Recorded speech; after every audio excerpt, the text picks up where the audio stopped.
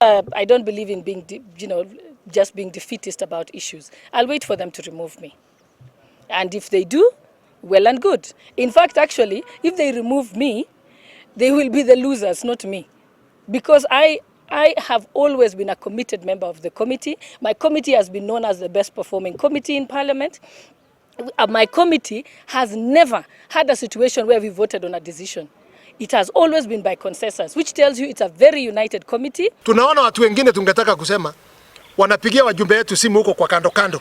Wewe utakuja PG, wewe utakuja PG. Ni kama kuko na shida ya PG. We want to assure our president there is no problem with PG. Waache hiyo mabrokers wanatafuta wewe utakuja PG, wewe utakuja PG. You are the boss. Ukituita PG, we shall come. Na watu kija hata tufanye maombi peke yake, mtu mwingine asiongee, utupe list yako, tutapitisha the way you want.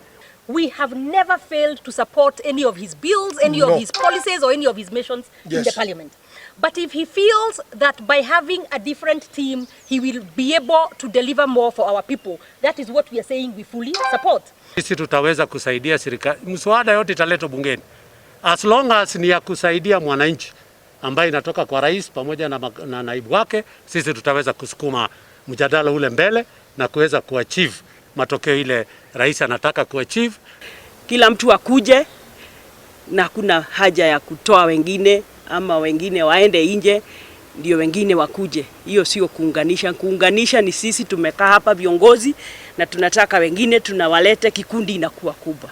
Any changes or any proposal they want to bring to us, we are fully in support of that. Na tuko hapa pia kusema mchana tutasimama kusupport rais wetu na naibu wake ndio wakaweze kutimiza zile ahadi waliambia wa Kenya. We need to be united. We are very loyal to our party leaders, and when I say our party leaders, it is His Excellency our President and the Deputy President. We want to say we stand with our President, the President of the Republic of Kenya. We stand with our Deputy President.